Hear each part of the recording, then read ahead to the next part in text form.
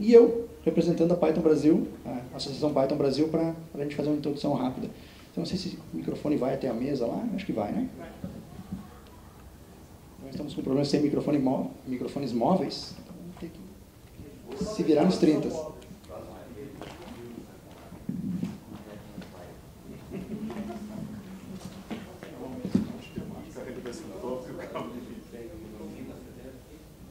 Elas estão bem aleatórias, né? Para escolher aqui. É só dar um import random.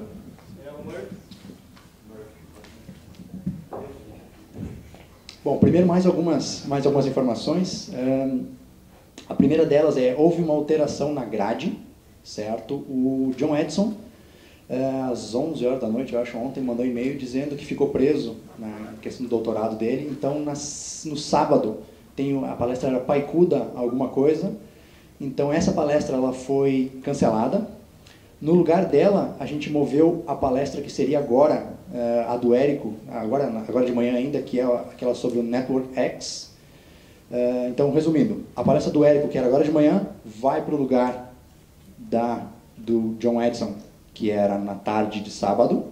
E no lugar da palestra do Érico, vai entrar Por que Python, do Marco André, que deve estar chegando, se tiver sorte, ele chega no horário também. Já chegou? Perfeito, então. Uma outra informação que nós tínhamos também, o pessoal do Wi-Fi era para ter vindo fazer a instalação ontem, não vieram. A gente correu atrás até agora às 9, eles acabaram de dar sinal, devem estar fazendo a instalação nesse momento. Então, nesse momento a gente está sem Wi-Fi no ambiente, mas ao decorrer da manhã deve normalizar. Tem o Wi-Fi da matemática. Tem o Wi-Fi da matemática? E ele está aberto? Ah, beleza. Então já tem um recurso para vocês irem, pelo menos, comentando que a gente já está com uma série de coisas faltando. Filmagem, o pessoal está ok. Então já estamos andando também. Microfone a gente está se virando com esse. E vamos passar inicialmente a palavra aqui com o pessoal da UFPR para dar as boas-vindas para vocês. Bem, senhores, primeiramente, bem-vindo todos. O pessoal que não é curitibano aí está tendo uma grata surpresa e ao mesmo tempo sendo enganado, né? Porque esse sol não é típico, isso é mentira. A gente hackeou o sistema de São Pedro, né? Eu sempre digo que eu tenho certeza que o cara que é responsável pela climatologia, né, o assessor, é um sobrinho drogado do São Pedro que cuida do clima de Curitiba, né, e no meio das alucinações dele ele acaba mudando o clima, né, dependendo da droga que ele toma. Ele tem uma alucinação, ele olha, verão, não, deve ser inverno e manda nevar ou coisas assim, né. Em 76 foi a pior crise dele, que foi a grande nevasca aqui em Curitiba, né. Bem, pode se repetir, ele está sob tratamento, né, então tem equilibrado o clima. Bem, então dou boas-vindas a todos. É muito bom ter vocês aqui no departamento, apesar dos pequeninhos problemas de infraestrutura. A gente na universidade às vezes é um pouco desorganizado para conseguir fazer coisas fora do nosso padrão, né? Bem, eu queria aqui falar com vários papéis, né? Com várias personalidades, né? Eu tenho um lado aqui para falar para vocês como chefe do departamento de informática, né? Outro lado para falar para vocês como membro do C3SL, que boa parte de vocês aí é usuário do nosso Mirror, e como professor, doutor da área de Cloud Computing e sistemas P2P. Então, e também, né, um quarto papel aí como desenvolvedor de software livre, como coordenador de vários projetos, principalmente na área de educação em software livre. Então, tem um pupurri de coisas aí para falar para vocês, um pouquinho sobre quem somos nós, e depois eu queria entrar um pouquinho numa provocação sobre o nosso papel na comunidade. Eu tenho medo de às vezes, que a gente como comunidade de software livre esteja um pouquinho perdido, meio parecido naquela linha de que a gente tinha um cachorro, né?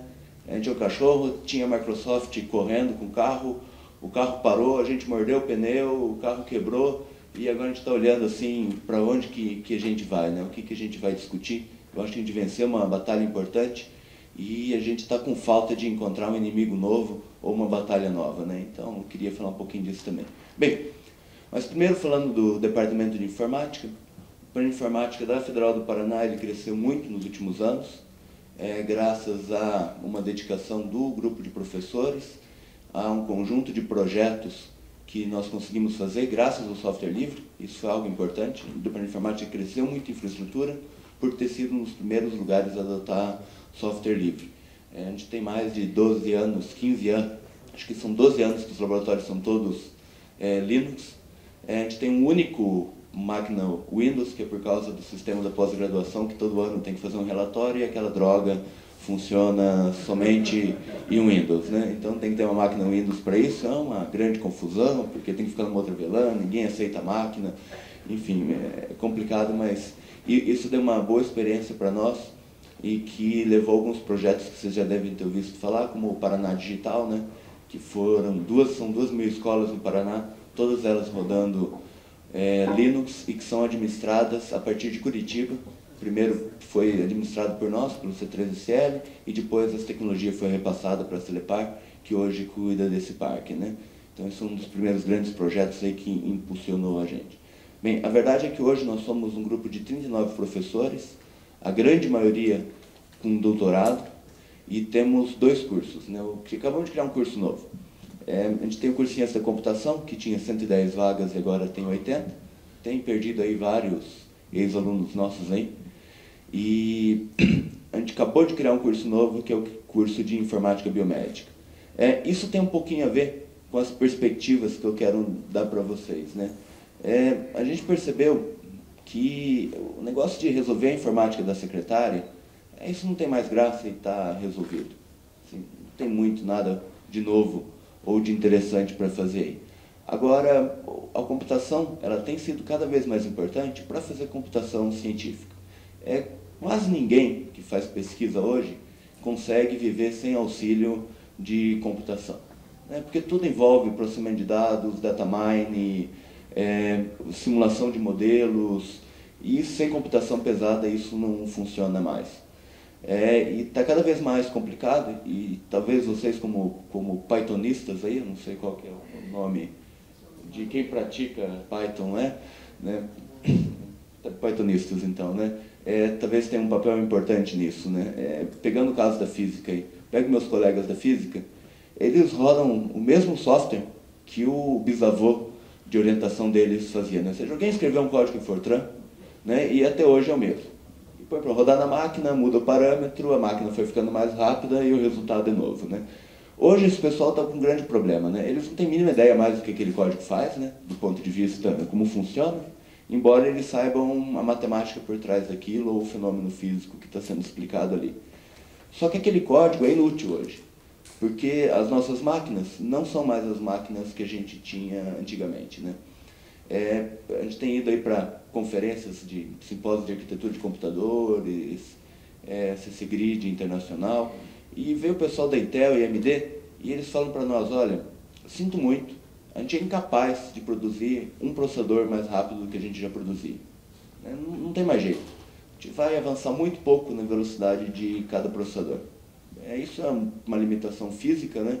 Principalmente pela quantidade de calor que é gerado, né? Não tem como refrigerar essas máquinas, né? Grandes centros de computação, 40% da energia é só para resfriar.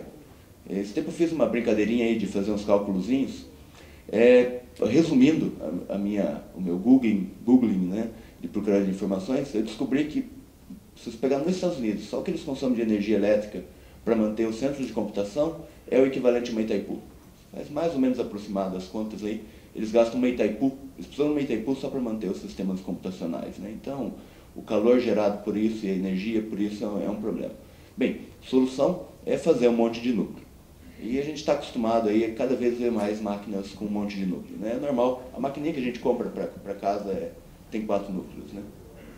Essa maquininha já tem 4 núcleos, a AMD já tem o 12 core dela, a Intel tem o octa-core, e isso deve aumentar, isso sim agora, na proporção prevista, né, dos transistores aumentarem, mas não aumentando o poder de computação mais cada um. Bem, o problema é que, para colocar no multicore, o cara tem que adaptar aquele código, e ele não sabe como fazer. E ele tem medo de fazer, senhores. Isso que é o mais impressionante. Você conversa com ele, vamos trocar esse código e reimplementar? Ele não tem coragem, porque ele não tem certeza que o resultado que ele vai ter com a nova implementação é exatamente o mesmo. Como você garante que uma coisa complicada, que faz bilhões de cálculos, quando você muda ela, e pelos arredondamentos, e por detalhes, e por checar o modelo, como você tem certeza que aquilo é exatamente o mesmo modelo que faz 50 anos que eles estão publicando o artigo? Então, isso é um lado bastante delicado, né? E, ao mesmo tempo, eles sabiam programar o suficiente para alterar aqueles programas, fazer pequenas mudanças no modelo. Agora, eles não têm a mínima condição de fazer uma programação paralela eficiente disso. Quanto mais usar uma GPU. Então, eles estão presos porque eles têm mais máquina, eles precisam processar mais coisas e eles estão presos. Daí, quando eles vêm conversar com a gente não entende o que eles falam. Daí, por isso, pegando o caso da biologia, que a gente criou esse curso novo. E eu acho que tem bastante relação com linguagem de programação nesse curso novo, né? O pessoal da biologia, para processar o genoma, vocês devem ter até, quem acompanha aí é mais geek, né? Acompanha as notícias. O pessoal do genoma, que comemorou, acho que foram 30 anos agora, uma coisa assim, né? Não lembro o nome. Um pouquinho frustrado, se desculpando, porque quando eles fizeram o sequenciamento, eles falaram assim, agora está tudo resolvido, agora é só questão de fuçar um pouquinho nessa sequência genética aqui, e nós teremos todos os Ubermans aí, né? Usando Uber da palavra de super do alemão, né? Ninguém mais próprio para definir um super do que um alemão, né? Bem, funciona melhor que em outras línguas, né? Só que eles perceberam que é muito mais complicado processar aquilo. E a gente fez uma série de reuniões com o pessoal da biologia, com alguns pesquisadores importantes da área, e você conversa com eles, e o cara tem na cabeça dele um monte de coisa que ele sabe que está lá no genoma. Eu não estou falando nem humano, né? Estou falando lá de uma bactéria qualquer, né? Uma bactériazinha pequenininha. E ele sabe que ele tem um monte de coisa que está lá dentro, porque ele pode encontrar, só que ele não consegue fazer o programa para aquilo. Só que, quando ele vai explicar o que o modelo dele faz, o que ele tem que procurar, eu não entendo. Não consigo entender. Porque a minha formação é só de computeiro. Eu sou só computeiro. Então, para entender aquilo, o jeito que eles me explicam o problema, não é suficiente para mim. Né? E, ao mesmo tempo, quando eu falo de computação para ele, aquilo também é mágico, né? É muito difícil de entender, né? O cara olha para o computador como um troço que é uma casinha de gnomos, e você tem alguma linguagem para se comunicar com aquele gnomo e ele faz o que você precisa. A mágica, né? É um instrumento mágico, né? Uma caixinha mágica, que existe alguma coisa que você programa aquela caixinha mágica. Bem, isso nos levou a criar esse curso novo de informática biomédica, né? Então, esse curso vai ser um computeiro, ele tem toda a área de algoritmos 1, algoritmos 2, algoritmos 3, tem uma parte de arquitetura de computadores, fundamentos de sistemas operacionais, um pouquinho menor do que na ciência da computação, e ao mesmo tempo o cara vai se iniciar lá no mundo da biologia, e não só biologia, medicina também, né? Porque hoje médico é um apertador de botão de uma máquina de exame, né? Ele vai lá, olha lá o que acontece, faz um casamento de padrão com a doença que você pode ter, te dá um remédio que mandaram dar, né? Porque o remédio melhor sempre é aquele que te manda para o Havaí, né? Sempre, né? Então, é o que acontece. Então, esse curso também tem esse lado da medicina. Então, esse aluno vai começar fazendo, no primeiro semestre aqui, algoritmos e, ao mesmo tempo, anatomia. Né? Anatomia com cadáver. Né? Olha só que troço sensacional, né? É um troço legal. Então, o cara vai, ao mesmo tempo que ele está entendendo por baixo como funciona a máquina, ele está olhando como é um corpo. Por quê? Porque se um dia o cara vai trabalhar com processamento de imagens e ele precisa tratar de um algoritmo de melhoria de uma tomografia, por exemplo, de uma modelagem 3D do corpo, ele tem que saber o que são os tecidos, como funciona, como aquilo está ali por dentro, porque senão ele não consegue mapear aquilo, ele não sabe se as cores que ele está usando estão ok, por que as densidades dos tecidos são diferentes, como a máquina se comporta, ele precisa saber isso, né? E daí, na sequência, ele vai fazer toda a parte de bioquímica, na biologia ali, para poder estar apto para trabalhar com genoma. E depois, esse cara vai para o hospital, né? E ele vai trabalhar lá com o pessoal da enfermagem para entender o que é saúde pública, como que é um sistema hospitalar. Porque... Oi? Não para ser curado. Talvez a gente pensou em por algo da psicologia, né? Mas a ideia é que daí ele entenda um pouco também de como que funciona o sistema de saúde, porque uma grande dificuldade são os sistemas hospitalares. A gente tem até um projeto em software livre de desenvolvimento de um sistema hospitalar, né? Um sistema hospitalar muito diferente do sistema da farmácia, né? é muito diferente de um sistema da padaria. Então ele também vai se capacitar a fazer isso, tanto para operar no sistema hospitalar, quanto para operar nas máquinas e nos exames, e principalmente processamento de imagem dentro da área médica, né? Então, esse perfil de pessoa, a gente acredita que é importante formar. Alguém que está ali no meio do caminho, e não é um computeiro que fez biologia depois, ou um biólogo que fez computação depois. A gente acredita que isso não dá certo, então por mais sofrido e esquizofrênico que seja isso, a gente acredita que tem que colocar o aluno desde pequenininho, né? Desde que ele entrou aqui, quando você ainda tem paciência para realmente aprender coisas novas, né? E não só melhorar as suas habilidades, entender esses dois mundos, né? Então isso já é um pouco da nossa visão de como que a computação vai ter que se comportar, né? A computação precisa em áreas muito especializadas e a gente acha que a gente tem que investir nisso. Então por isso que a gente criou esse curso. É novidade, são 30 vagas e a primeira turma começa semestre que vem, né? Vamos ver como que vai ser. A gente está curioso aí para ver o perfil dos alunos. Na feira de profissão, o principal, que é interessante, né? A principal coisa que a gente percebeu é que estava cheio de menina interessada pelo curso, né? Então teve um frenesi aí dos nossos alunos que não queriam sair do stand, né? Normalmente dá briga para ver quem fica no stand. E tinha nego 3 dias lá já, mas você não vai para casa? Não, eu estou bem aqui, eu acho importante esse curso, né? Então acho que até isso vai ser algo importante, talvez para suavizar um pouquinho o que é computação, esse contato com as outras áreas, eu acho que vai ser bom para nós, né? Então, isso é a nossa história na graduação, né? Bem, daí do outro lado a gente tem a pós-graduação, a gente tem um mestrado consolidado já, né? A gente passou de 200 dissertações de mestrado na área de redes, processamento de imagens, engenharia de software, tem uma área consolidada, e desde o ano passado a gente começou com um programa de doutorado, né, que tem ajudado a gente bastante aí, tem bastante teses interessantes que estão começando a ser produzidas aí, e muitas delas têm algum fundo de software livre, ou pelo menos o pessoal que está trabalhando nisso é um pessoal que foi criado no software livre, né? Eu acho que o nosso curso de Ciência e Computação aqui fez um bom trabalho em formar militantes, né, de software livre, pessoas que entendam de software livre, né? Então acho que isso foi bom. E eu acho que vai além só das ferramentas, né? Não é só que num você aperta o botão que dá tela azul e no outro você dá comandos que executam, mas eu acho que tem mais do que isso na comunidade de software livre, né? Então essa é a nossa história como departamento. Bem, como o C3SL, que daí é um laboratório do departamento que reúne pesquisadores de várias áreas, a gente tem tentado aí fazer projetos em software livre, exclusivamente em software livre, e o que tem calhado mais aí é a área de educação, né? Então, como eu falei para vocês, fizemos Paraná Digital, dentro do governo Requião, né? E dia 15 passado, dia do professor, a gente lançou a primeira versão do Linux educacional. Então a gente assumiu a customização da distribuição do Mac. Porque o Mac tem aquele programa ProInfo, né, que distribui máquinas no país todo. Eles já distribuíram umas 200 mil máquinas no país todo. Só que eles faziam a distribuição, eles customizavam a distribuição por conta. Perceberam que não dão mais conta disso e passaram para a gente. Então é um outro projeto de software livre que a gente tem aí, que paga uns 10 bolsistas, que é legal, eu poder manter aluno nosso trabalhando aqui no departamento, sem ter que fazer os estágios, que vocês sabem que nem sempre são os mais legais do mundo, né? Muitas vezes o estágio aí põe nosso aluno de trabalho escravo, e fazendo hora extra para trocar papel e impressora, e o cara não dá conta de fazer um curso de ciência e computação, que é um curso, os que fizeram aí sabem que não é um curso fácil, e é cada vez mais difícil, né? Cada vez tem mais conteúdo para ser dado, né?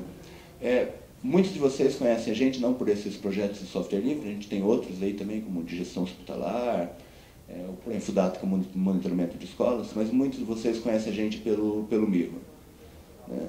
Que é também uma iniciativa interessante. Há muitos anos a gente começou com o Mirror Debian, depois pegamos o SourceForge, o Ubuntu. Hoje a gente tem mais de 10 Mirrors aí, ocupando uns 20 teras de espaço em disco, com uma conexão de 10 GB com o POP, né? Então, dependendo da informática está ali, as máquinas estão ali, o POP, que é o coração da RNP, fica nesse prédio, né? No último andar, então tem uma fibra que sai de lá até o POP a 10 GB. Por enquanto a gente está limitado na interface de rede do POP, que é 2 GB, né? Mas isso aí, para o final do ano que vem, deve ser expandido, e finalmente a gente vai estar com a avenida aberta para entregar mais que os 2 GB que a gente entrega hoje pela rede. De qualquer forma, é uma aventura manter esse mirror, né? Porque a gente não tem o recurso de comprar essas máquinas chiques com marca, que vem um cara, que vem tudo testadinho, tudo bonitinho, tudo ajustado e que você normalmente superdimensiona na máquina, né? Não, o que a gente faz é comprar uma máquina com um monte de HD SATA, né? Com 40 discos SATA de 2 TB, um monte de interface TrueWire para fazer RAID em software e 128 GB de memória, 4 cores e tudo a gente tem que fazer na mão.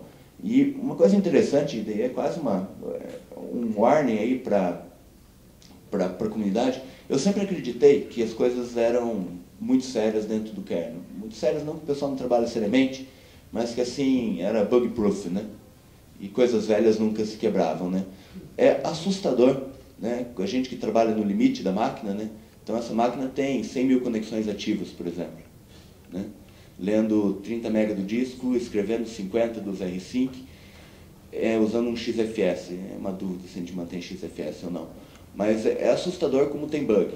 Se tem uma ideia, quando a gente fez um dos primeiros upgrades de kernel aí, com a máquina nova, a máquina travava a cada 4 dias. Aí vai, procura, olha o dump, pesquisa. Vocês acreditam que o Selective ACK, né, do protocolo TCP, estava bugado no kernel e derrubava a máquina? O SAC, isso desde a graduação já tinha SAC, né? Desde que definiram o protocolo TCP tem SAC. Por algum motivo quebrou no kernel, né? Mais recentemente o XFS tinha um bug que aumentava o tempo de processamento do CASWAP e em 10 dias a máquina travava. Aí agora arrumaram o XFS e estamos colocando isso na área. Então eu fico um pouquinho assustado com a forma que tem aumentado a complexidade do SO. Ele aumentou muito nos últimos anos, né? Até sou professor de SO, então tenho tranquilidade para falar isso. E a quantidade de bugs e regressões que a gente tem tido. A regressão no software livre tem me assustado. Regressão não proposital e algumas propositais, né? Então a gente tem aprendido bastante aí do que é manter essas máquinas. Tem milhões de complicadores aí para fazer isso. Boa parte de vocês usam R5, mas não sei se vocês já pensaram qual que é o trabalho de percorrer, só para fazer uma lista de arquivo, de um sistema que tem milhões de arquivos, para fazer um R5. Não funciona. Se eu tiver que usar um R5 normal, de realmente percorrer o disco todo dia, eu não dou conta. Eu não faço numa janela de um dia percorrer o disco, né? Os discos aumentaram muito, o throughput para acesso sequencial melhorou, só que o aleatório ainda é um caos, né? Então, manter essa máquina tem sido um desafio, mas a gente fica feliz por estar fazendo esse serviço. Ele só é possível também graças à RMP, né, que é o backbone das universidades. Se não fosse a RMP dando banda de graça para as universidades, isso não seria possível. Hoje, a Federal do Paraná, graças ao Mirror, é o maior provedor de conteúdo, né? Se vocês olharem o backbone, de onde sai mais coisa na rede inteira é daqui. Não é de São Paulo, não é de Brasília, é do Paraná por causa do Mirror, né? Então a gente fica bastante feliz em oferecer esse serviço aí, né? Fora isso, o C3CL aí está fazendo um monte de projetos. A gente em média consegue manter 40 bolsistas de graduação, mestrado e às vezes doutorado, tocando projetos de software livre. Então isso é uma coisa que deixa a gente feliz também, né? Bem, mas agora, indo um pouquinho para o outro lado, o lado provocativo que eu queria ter, a gente passou muito tempo na comunidade de software livre brigando com a Microsoft, tendo um inimigo comum, né, e tentando correr atrás de melhorar isso, né? Eu acho que talvez na comunidade de software livre a gente devia ter um papel um pouco novo, que é o seguinte: para as empresas de tecnologia, elas estão a fim de investir em software, sistemas, que vão vender daqui 1 ano, no máximo, ou 2, porque tem que dar lucro, né? E elas, inclusive, têm financiado a comunidade de software livre dentro desse contexto, né? Então, o cara paga lá o sujeito que desenvolve o PostgreSQL, porque ele é usuário do PostgreSQL, então ele vai pagar e vai levar o PostgreSQL para o lado que ele quer, né? Porque interessa para ele, então ele paga a comunidade desenvolve. Um exemplo desses que para mim é preocupante é o X, né? O X tinha uma determinada cara, né? Ele nasceu para funcionar com rede na década de 80, né? O protocolo é tão velho quanto isso. E de repente começou a valer a pena e a gente quis copiar o Windows e fazer sistema de desktop. Esse que foi o caminho que a gente levou. Que para mim é um erro tremendo, né? Hoje o X está seriamente danificado. A gente trabalha aí com o multiterminal, né, que é outro projeto que a gente faz. É um pesadelo. Ninguém na comunidade X sabe como funciona a parte de baixo. Eles estão ali muito preocupados com vou usar a palavra que foi usada numa palestra do Adriano Filhos, né, com as firulas do X, né, que é fazer janelinha tremendo. Mas para quem tenta usar terminal remoto aí e outras coisas, sabe que a coisa está muito difícil. Foi largado mesmo a parte de comunicação X, né, vindo do lado de fora, né, para processamento remoto com terminal gráfico. Isso é preocupante, né? Fora que driver antigo, ninguém mais mantém, né? Se for colocar uma distribuição nova de Linux aí, provavelmente se você tem placa SYS, placa NVIDIA velha aí, de 2000, você já vai ter dificuldade de funcionar. Será que é isso mesmo que nós queremos? Será que é o lado que a gente queria levar o X? Será que é isso que a gente queria aceitar? Para mim não, né? Para mim a grande vantagem de eu colocar Linux em escola ou instituição pública é que na ponta eu podia pôr uma máquina qualquer. Isso já não é bem verdade. Fazer multiterminal também tem sido complicado, porque o pessoal quer fazer efeito 3D, firulas gráficas para dizer que é mais bonito que o Windows. Por favor, né? Mas ainda nesse sentido, eu acho que talvez a comunidade devia pensar, como nós somos em boa parte voluntários, pensar o que é importante para daqui 5 anos, 10 anos. Né? Que tipo de tecnologia a gente vai ter que ter e começar a investir em coisas, não que vai usar amanhã, mas gastar nosso tempo projetando os sistemas do futuro. E a gente perdeu tempo nisso. Se há 10 anos atrás a comunidade de software livre tivesse pensado, poxa, esse negócio de buscador vai ser cada vez mais importante e é um problema que a gente tem que investir, talvez hoje a gente não estivesse sofrendo por conta da Google. Eu não sei, boa parte de vocês talvez use Gmail, eu não uso de jeito nenhum. Não uso de jeito nenhum. Vocês perceberam já que o nosso inimigo é muito mais a Google do que a Microsoft. Por quê? Porque eles detêm. Pega o caso do buscador, né? Nem do Gmail, do buscador. Eles têm um buscador que é altamente complexo, que ninguém tem a mínima ideia de como se faz aquele sistema, ou ninguém tem experiência de fazer nada parecido daquele tamanho. Está fechado, é fechado, a gente não sabe como funciona nem o PageRank. A gente não sabe nem por que a primeira página é a primeira página. A gente tem um palpite, né? O que me assusta bastante. Então, a gente fica preocupado com liberdade de conhecimento e outras coisas assim. Só que a gente está brigando na área de sistemas operacionais, só que é o que a gente faz tão bem quanto as empresas privadas. Brigando com a Oracle, tá, o Postgre não faz tudo que o Oracle faz, mas ele está no caminho bom, né? A gente não está tão atrás. Agora, em tecnologias como da Google, a gente está muito atrás, né? Google Maps, todo mundo usa aquele troço lá. Eu admito que é lindo, fantástico, maravilhoso. Mas será que é justo, né, que o conhecimento, que a informação também, de todos os mapas, fotos de todos nós, esteja numa base de dados do Google, que a gente tem que pedir por favor para ter acesso, ou que a gente só tem acesso do jeito que eles querem? Então, eu acho que a gente já perdeu um caminho aí, né? Pensando mais em linguagem de programação, eu até estava olhando o programa aí e fiquei feliz em ver o PyCUDA, né, e as versões paralelas aí. Eu acho que o grande desafio é ter modelos de programação que permitam a gente usar as máquinas massivamente multiprocessadas e de um jeito que seja fácil de programar, ou pelo menos razoável. É muito difícil na ciência da computação já ensinar o cara a programar, né? O cara faz ALG1, ALG2, ALG3, arquitetura de computador, tudo mais. Ele já está ali no fim da carreira dele dentro do curso, e daí a gente tem que tentar encaixar ali, né? A gente tem encaixado uma disciplina como não obrigatória para ele aprender a programar paralelo. E quem já tentou trabalhar aí com threads, com OpenMP, outros modelos aí, sabe a encrenca que é realmente conseguir desempenho nisso.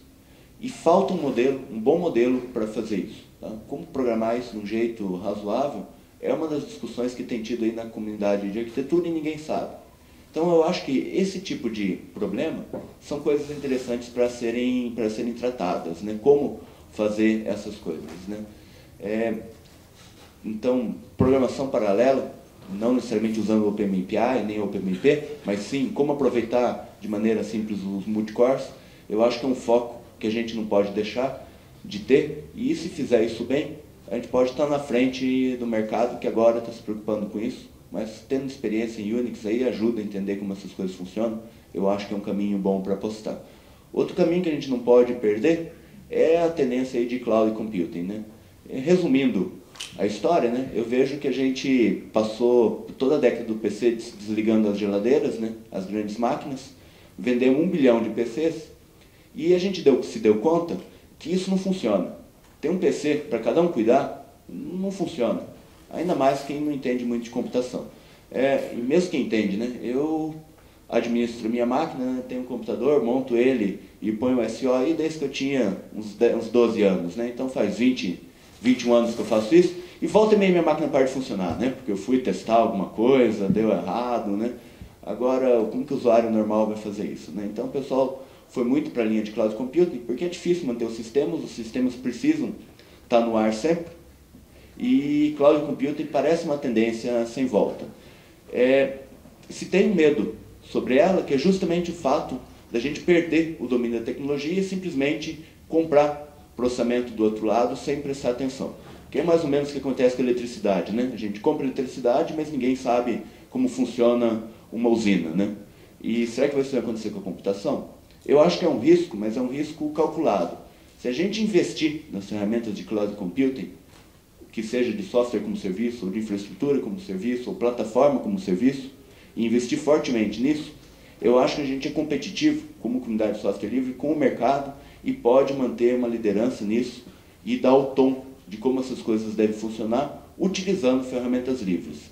Se a gente bobear, nós vamos ser engolidos por Amazon, por Google e outras empresas aí de cloud computing, que estão investindo em cloud computing. Então, cloud computing eu acho que é outra coisa importantíssima para se colocar foco. Outro evento que surgiu aí, que também a gente tem que levar mais a sério e tentar usar para outras coisas, é P2P, né? Então, o P2P surgiu aí pela primeira vez, né? O primeiro exemplo de larga escala é o tal do Set at Home. Boa parte de vocês se voluntariou aí para caçar ET, né? Eu nunca entendi muito bem por que fazer isso, mas, né, enfim, os caçadores de ET anônimos aí trabalhando para o Set at Home. Logo depois veio os Napsters, né, que teve uma briga judicial, e depois evoluímos aí para iDonkey, Muli, BitTorrent e outras coisas, né? Notem que é interessante, principalmente no caso do BitTorrent, que o BitTorrent ele surge por ajustes da comunidade de software livre, né? O pessoal implementando e testando essas coisas, né? Inventando como isso funcionaria, e hoje ele é uma linha de pesquisa da computação, né? Hoje o pessoal simula, roda o BitTorrent para ver por que ele funciona e como ele funciona e qual o efeito nos parâmetros. Mas ele não surge de um trabalho de pesquisa que o cara vai lá, monta um modelo teórico, implementa o BitTorrent. Não. Um cara tinha experiência, ele foi lá e falou, acho que isso vai funcionar assim. Apertou um monte de parafuso e tem uma coisa que funciona hoje. Daí a comunidade vem lá e estuda e olha como que você utiliza isso, né? Na sequência, aí, daí já dentro da comunidade de pesquisa, começa a surgir um monte de formas alternativas de P2P, né? Principalmente a linha das DHTs, né, da Distributed Hash Tables, que são as P2P estruturadas, né? Porque BitTorrent, essas coisas não é estruturada, né? Você tem um overlay em cima da internet, o pessoal se conecta aleatoriamente nisso, forma um gráfico, uma cara qualquer, né? O problema disso é que você não tem certeza de encontrar conteúdo dentro dessa rede, né? Tanto que você, para evitar o flooding, você faz um flooding controlado, né? Ou tem um servidor de indexação mais ou menos centralizado.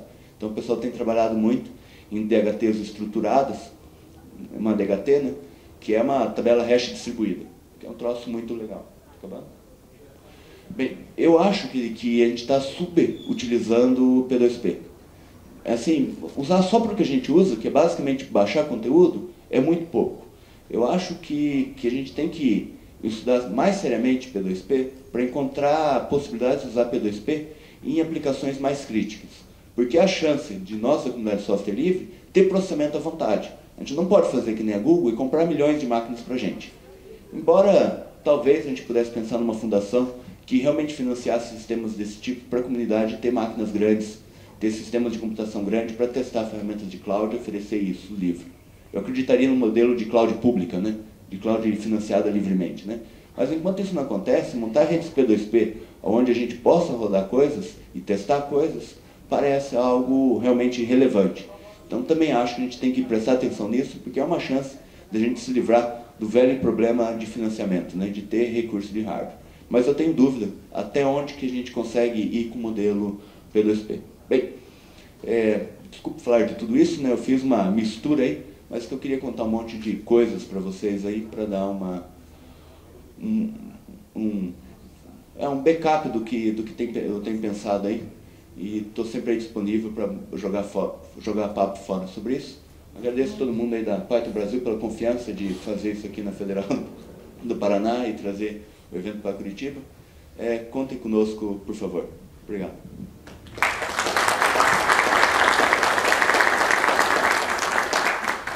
Para finalizar essa primeira sessão, então vou passar rapidamente a palavra para o Ramiro, que vai falar sobre a experiência que ele fez aqui na 6ª edição da Python Brasil, como é que foi a questão da organização, como é que está sendo o apoio e o que se espera para os próximos 2, 3 dias para vocês, pessoal.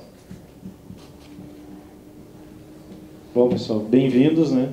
Eu prefiro aqui muito mais agradecer do que falar qualquer outra coisa. Começou com um e-mail do Del, né? Ele escreveu para mim, e a gente estava em época de candidatura, de escolha de sede. Ele falou, escreve Curitiba e tal, não sei o quê. A gente já tinha vontade mesmo de trazer para cá. E eu aceitei o desafio. Aí comuniquei ao Del isso. E ele assinou a mensagem com uma frase que é a mais importante de todo esse evento. É sempre bom contar com os amigos. Então esse evento é totalmente feito por amigos. Eu escrevi para meus amigos da Federal, pedi ajuda, escrevi para a lista de usuários, pedi ajuda em tudo que é canto que eu pude, né? E sempre algum amigo levantava a mão e, eu não posso ajudar muito, mas eu posso fazer isso aqui. Eu não posso ir lá e não sei o quê, mas talvez eu consiga isso aqui emprestado. E isso aí que vocês têm hoje, esse evento, é um evento feito por amigos, voluntários.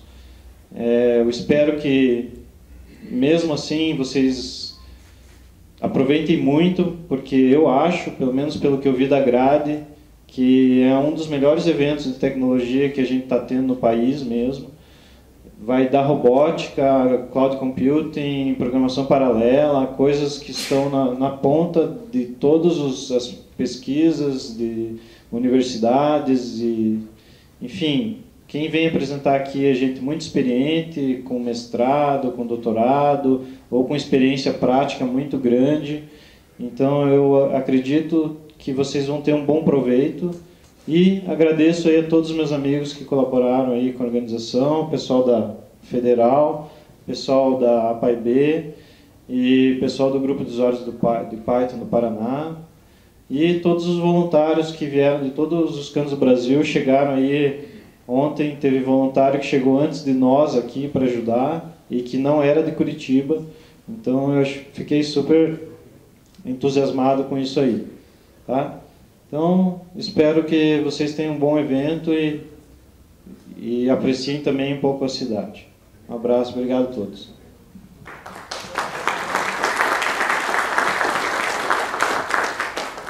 Bom, enquanto o Oswaldo aqui vai fazendo o setup da máquina dele, para a próxima palestra que começa em instantes, eu gostaria de dar mais alguns recados, então. Nós temos, a estrutura do evento é a seguinte, nós temos esse laboratório no prédio aqui da administração, e no prédio, saindo em frente, descendo a escada, embaixo da rampa, ali assim, nós temos o prédio do Departamento de Informática, né? É o DINF, de frente para a cantina, isso. Naquele prédio nós temos o laboratório, onde estão ocorrendo os minicursos, estamos também lá o auditório secundário. Lá vai começar, em instantes, a palestra de desenvolvimento Python com Migu, com Lauro Mourão Neto. Em instantes aqui, estamos montando. Como vocês verem, é tudo feito por voluntários mesmo, né? Então a gente está tentando correr atrás do tempo. O Oswaldo vai apresentar a palestra Como me tornei um empreendedor pythonista, que foi a mais votada, inclusive está por isso nesse horário privilegiado. Está morrendo de medo? Então vai ser bem por aí mesmo. E acho que o RBP está por aí, RBP, levanta a mão, está lá. Eu queria que o RBP viesse aqui fazer uma introdução, um Open Space de 1 minuto, melhor dizendo, uma palestra relâmpago de 1 minuto sobre Open Spaces para dar uma introdução para vocês desse terceiro modalidade de evento que ocorre pelo 2º ano consecutivo. Ele vai falar enquanto o JS termina de fazer o setup da máquina do Oswaldo. E pessoal, espero que vocês tenham gostado. Desculpe por qualquer inconveniente. RBP?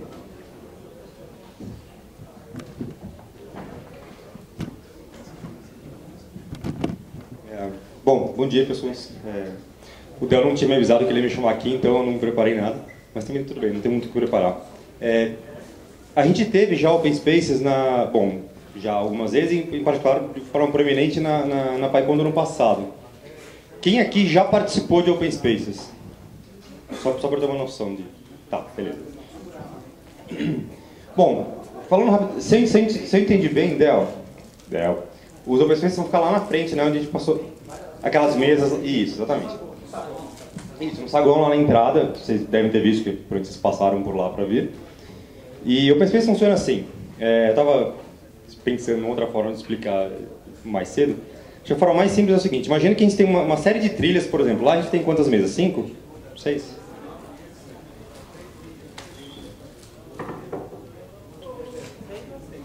Digamos 6, vai. Então tem 6 mesas lá, ou então são 6 espaços diferentes. E a ideia é que é como se fossem 6 trilhas lá, mas as trilhas não são pré-definidas. Ou seja, a gente não tem palestras que foram votadas antes e tal. O que vai acontecer lá vai sendo definido por todo mundo ao longo do evento de uma forma dinâmica. Então acontece, a gente vai colocar lá, ou enfim, vou ver como que a gente faz aqui, uma forma de colocar um quadro só com uma relação de cada uma das mesas, cada um dos espaços, por horário. Uma tabela simples. E então, conforme vocês vão, sei lá, digamos que você queira não necessariamente fazer uma palestra, mas você quer conversar, você está interessado num assunto X, sei lá, Python e Django, por exemplo, e o Oswaldo está super interessado nesse assunto. Então o Oswaldo vai lá e fala assim, bom, beleza, então ele escolhe uma mesa que esteja vazia, que ele quer conversar sobre isso, fazer merchandising do livro dele, sei lá, às 11 da manhã. Então ele vai, escolhe um espaço que esteja vazio, vai no quadrinho, marca às 11 da manhã, nesse espaço ele marca lá, Python e Django, escreve lá, Oswaldo.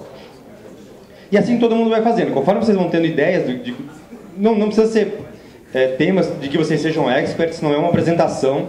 A ideia de Open Spaces é de reproduzir conversas mesmo, essas conversas que a gente tem em toda conferência, porque junta um monte de gente interessada no mesmo assunto. Então a ideia é você pegar essas conversas e só dar uma estruturadinha para que mais gente possa participar. Então se tem assunto que você está interessado, ou você sabe, ou você gosta, ou você gostaria que alguém explicasse para você, vai lá no quadro, escolhe um horário e um lugar vagos e anota.